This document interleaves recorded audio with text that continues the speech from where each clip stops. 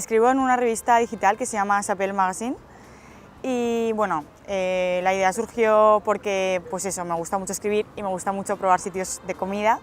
Mi primera idea fue crear un blog, pero luego me di cuenta de que era un poco complicado porque ahora hay mucha gente que es muy buena y todo es mucha competencia en el sentido de que ahora hay muchos, ¿no?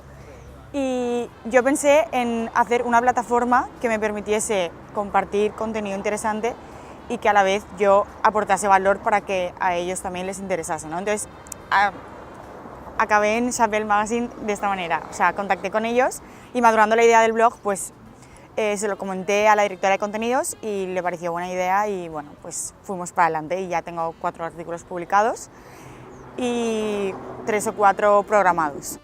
Es una revista de Valencia, pero que quiere llegar a toda España. De hecho, mis artículos no solo son de Valencia, son, aparte de selección de sitios, de temas interesantes acerca de la gastronomía. Pero además allí también se habla pues, de moda, de diseño, de los nuevos diseñadores de Valencia. Me gusta mucho escribir, me gusta mucho esquiar también y bueno, pasar tiempo con los míos, es lo que más me gusta.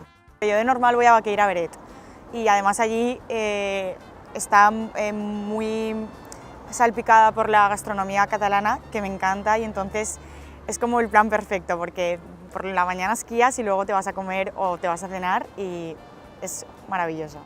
Tengo un artículo que habla de sitios donde comer en Baqueira y bueno, está como dividido por secciones porque hablo de dónde comer en las pistas, dónde comer de pinchos, dónde comer en restaurantes gourmet y bueno, es un artículo bastante completo, creo yo. Yo estoy muy agradecida de escribir en una revista sobre gastronomía porque yo no he estudiado cocina y no he estudiado periodismo, también creo que tengo criterio, pero la verdad que es una suerte que me dejen escribir y compartir contenido que yo creo que a la gente le puede gustar. La verdad que yo escribo como si te lo estuviese contando a ti, como si fueses una amiga, o sea, no me considero nada pretenciosa y lo que intento hacer con los restaurantes es discriminación positiva. Y esto es hablar bien de los que creo que a la gente le puede gustar y a mí me gustan y no hablar mal de los que no me han gustado. Porque al final el trabajo de cada uno solo lo sabe cada uno.